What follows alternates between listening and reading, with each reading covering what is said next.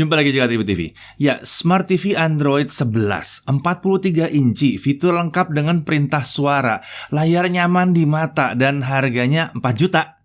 Ya, memang KUKA ini salah satu jawaranya kalau soal urusan menawarkan Smart TV dengan perbandingan harga versus spesifikasi yang menggiurkan. Oke, mari kita langsung review aja Smart TV Android 11 yang satu nih, KUKA 43S 7G. Ya, Smart TV sudah jadi standar masa kini ya. Sementara itu dengan kondisi masih seringnya di rumah aja, TV jadi kian penting untuk di rumah. Layar makin besar akan makin baik tentunya. Karena kalau dipakai nonton rame-rame di rumah, layar kecil kan kurang seru ya. Nah, ini membuat bahkan layar 32 inci akhir-akhir ini terasa udah kurang lebar lagi, kurang besar lagi. Akan tetapi, layar 55 inci ke atas rasanya masih agak tinggi harganya. Nah, Smart TV dengan layar 40 incian ini ya tampaknya adalah pilihan yang lumayan pas. Sudah lumayan lebar, resolusinya juga sudah tinggi, dan bisa jadi ini pilihan terbaik selama harganya bisa bersahabat. Nah, kali ini KUKA mengirimkan kami Smart TV terbarunya yang berbasis Android 11. Bukan 10 atau 9 lagi nih ya. Dan yang dikirimkan adalah varian 43 inci KUKA 43S 7G. Oke, setelah membuka boxnya, kita menemukan unit TV beserta kakinya tentunya, ada remote, baterai AA, kabel power, dan panduan penggunaan serta pemasangan yang cukup jelas di sini. Dimensinya adalah 954,5 x 558,3 x 88,2 mm. Sementara untuk bobotnya 5,9 kg untuk versi yang 43 inci ini. Ini membuatnya emang cukup ringan, mudah dipindahkan, mudah dipasang ke dinding, dan tidak membutuhkan meja yang super kokoh. Dari sisi desain, TV ini tampil keren, nggak kelihatan generik gitu ya mukanya. Desainnya kelihatan modern, ada striping metal di bagian bawah yang senada dengan kedua kakinya. Sementara itu, sisi kanan, kiri, dan atas semuanya hitam, membuatnya jadi elegan dan minimalis juga. Untuk sisi tampilan layar, KUKA mengklaim bahwa layarnya udah mencapai 99% screen to body ratio. KUKA juga menjamin bahwa frame layar ini rapat sekali dan membuat debu tidak bisa nyelip ke dalamnya. Membalik ke sisi belakangnya, kita bisa lihat bahwa cover TV ini terbuat dari metal. Ini tentunya adalah bahan yang baik untuk transmisi panas. Teoritis, bagus untuk penggunaan jangka panjang ya. Di sisi tengah kita bisa lihat adanya dudukan untuk masang bracket ke dinding. Tapi bracketnya emang nggak ada dalam paket penjualan seperti biasa ya. Masih lihat dari sisi belakang lagi, di sisi kiri itu ada soket untuk masang kabel power. Di sini kita nggak butuh adaptor, jadi ringkas di sini ya. Sementara itu, semua konektor yang lainnya adanya di sisi kanan. Ada port Ethernet atau LAN, ada audio video input, ada 2 port HDMI, digital video output, konektor untuk antena seperti biasa yang analog itu, lalu ada 2 port USB. Oh ya, di bagian bawah TV ini tepat di bawah logo KUKA ada sebuah tombol kecil. Ini adalah tombol satu-satunya, ini untuk on off aja. Siapa tahu remote ketinggalan atau hilang atau nyempil. Nah, ini ada tombolnya di sini. Nah, untuk spesifikasi, ini adalah layar LED 43 inci. Sayangnya kita nggak punya data panelnya ini apa. Tapi kami tidak merasakan ada perubahan gambar yang signifikan saat kita nonton dari sudut yang berbeda-beda. Jadi ya enak aja, mau nonton dari samping, minggir-minggir dikit itu nggak beda sama kalau nonton dari tengah. Mantep banget untuk harga segini. Resolusinya ini adalah Full HD 1080p 60Hz. Nah, KUKA S43S 7G ini memiliki fitur flicker free. Ya, biasanya panel LED itu memiliki pola untuk meredupkan layar. Nah, dalam tingkat kecerahan tertentu ada panel yang melakukan simulasi redup itu dengan melakukan flickering atau berkedip dengan cepat. Ini umumnya membuat mata kita cepat lelah. Nah, nggak sehat ini ya. Nah, perhatikan panel TV yang ini saat digelapkan, dia jadi kelihatan berkedip gitu ya, bergetar gitu ya. Nah, ini adalah KUKA 43S 7G. Nah, lihat ya. Kalau kita redupkan, enggak jadi berkedip-kedip. Mantep, yang satu ini emang enak banget. Oke, kemudian Android 11. Ya, dia punya Android 11. Ini membuatnya jadi modern. Dari sisi keamanan juga lebih baik. Penggunaan memori harusnya lebih efisien. Dan TV ini juga jadi bisa menerima update secara OTA atau over the air ya. Tentunya Play Store jadi ada di sini, membuat kita bebas nambahin aplikasi dari penyedia-penyedia konten terkini. Untuk spesifikasi sistemnya, yang tertera di sini adalah RAM 1 GB dengan storage 4 GB. Sementara itu Untuk SoC-nya ini standar pakai 4 Cortex A53. Dari sisi konektivitas tersedia Wi-Fi 2,4 GHz dan 5 GHz. Ini menyenangkan ya, karena 5 GHz tentunya akan lebih stabil kalau kita punya access point atau router Wi-Fi 5 GHz juga.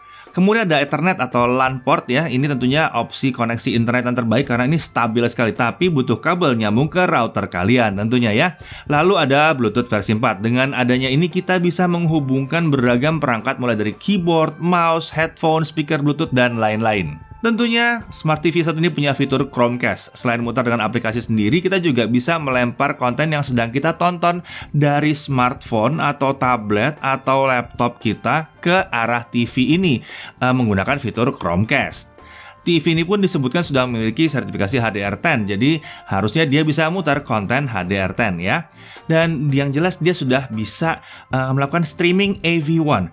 Ini adalah kodek yang baru ya, yang memang banyak digunakan, bahkan YouTube juga sudah pakai untuk video-video beresolusi tinggi dan video-video kedepannya. Karena dengan menggunakan ini, konsumsi datanya akan mengecil. Lebih asik ini ya, jadi lebih lancar streamingnya.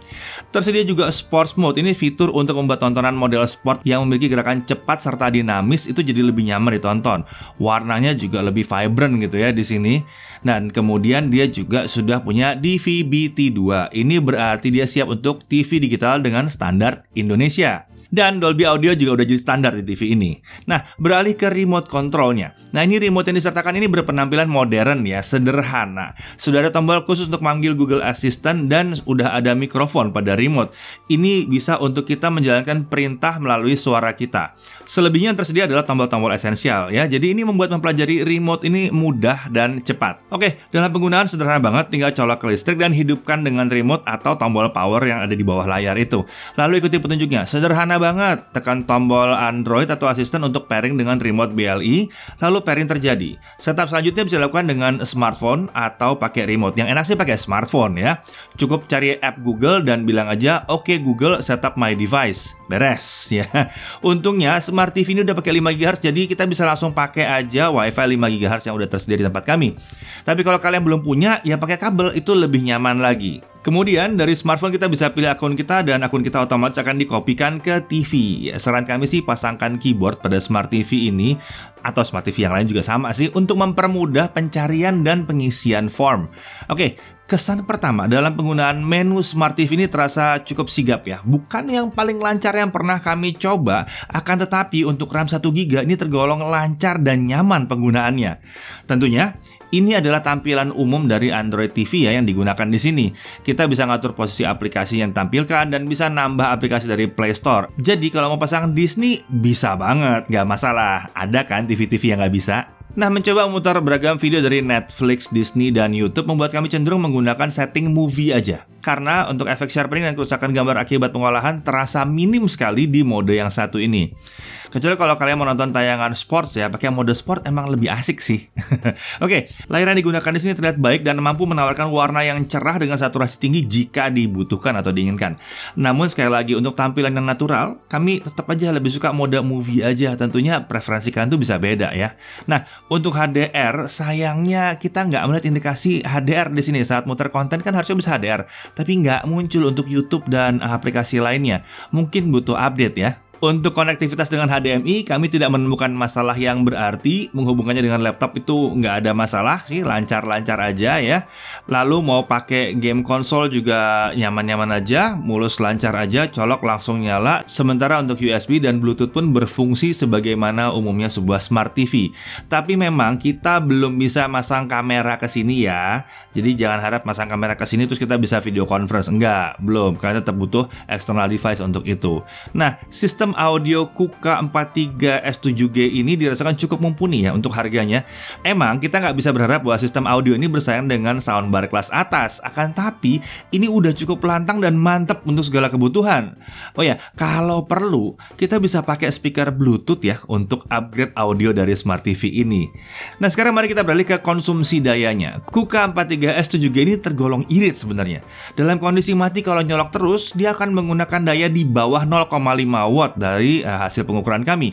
Lalu untuk kondisi standby itu sekitar 3,5 watt aja yang dimakan. Dan untuk memutar video dalam setting power saving itu dia hanya makan 38 watt. Nah, kalau kita pasang di mode yang sports, movie, dan lain-lain itu dia makan daya sekitar 52 watt saja. Jadi mode power saving emang akan mengirit daya, akan tapi perbedaannya dengan mode lain seperti sport, movie, dan lain-lain itu cuma sekitar 14-15 watt. Menurut kami pilih ajalah mode gambar sesuai dengan preferensi kita. Perbedaan konsumsi dayanya harusnya nggak terasa di sini. Nah, untuk harga, Kuka 43S juga ini berada di kisaran 4,1 juta rupiah. Sementara itu tersedia juga varian lain dengan layar 40 inci yang Full HD sama dengan ini. Lalu ada yang 32 inci juga yang resolusinya HD ya. Nah, tentu saja harga ini masih bisa berubah seiring dengan kondisi. Jadi bisa saja kita menemukannya dengan harga yang lebih murah kalau lagi ada promo spesial. Oke, hal yang perlu diperhatikan, pengendalian parameter gambar untuk konten yang diputar dengan aplikasi Android TV dan Chromecast itu harus diatur dari menu awal si Android sendiri. Jadi kita tidak bisa ngatur gelap, terang, dan parameter lainnya saat nonton Netflix atau Disney secara langsung. Kita harus kembali ke menu Android TV dulu dan mengaturnya dari sana. Untungnya kalau kita pakai ini untuk TV atau input yang lainnya, ini bisa dilakukan dengan overlay menu. Ini kayaknya cuma masalah software doang sih ya. Kuka yang lain sih bisa harusnya. Mungkin kalau diupdate jadi bisa. Nah, kita berharap seperti itu. Lalu kemudian memang tidak ada ARC atau eARC dan tidak ada jack audio 3,5 mm. Jadi ini kan biasanya untuk koneksi ke soundbar atau ke sistem audio yang lain gitu ya. Akan tapi masih ada digital output dan tentu saja kita bisa saja pakai Bluetooth untuk koneksi ke headphone atau speaker Bluetooth. Untuk hal yang kami sukai ada banyak. Android 11 ini membuatnya kekinian sekali dan responsif. Tentunya, sistem Android TV ini juga membawa keunggulan tersendiri di mana aplikasi jadi berlimpah. Tampilan layar TV terlihat solid, tidak ada perubahan yang berarti saat ditonton tegak lurus terhadap layar dan miring terhadap layar ya. Remote-nya sederhana, pengoperasiannya mudah dan mendukung mikrofon untuk perintah dengan suara. Konektivitas Smart TV ini juga lengkap, udah tersedia Wi-Fi 5 GHz pula di situ. Sudah dukung siaran TV digital Indonesia. Desain Smart TV juga elegan, nggak terlalu generik kan, banyak kan cuma kotak hitam generik. Ini sih udah elegan ya. Bobotnya tergolong ringan, jadi mempermudah pemasangan juga. Konsumsi dayanya rendah, bahkan jika kita tidak menggunakan mode penghematan daya pun tetap rendah kok konsumsi dayanya. Secara keseluruhan kami melihat bahwa Kuka 43S juga ini adalah pilihan yang sangat menarik untuk harga dan kemampuan yang ditawarkannya. Ya, pasti tidak ada gading yang tidak retak ya. Tapi secara keseluruhan, paket yang ditawarkan oleh Smart TV ini sudah sangat baik, elegan, canggih, dan irit daya. Saya Irfan, jaga TV TV.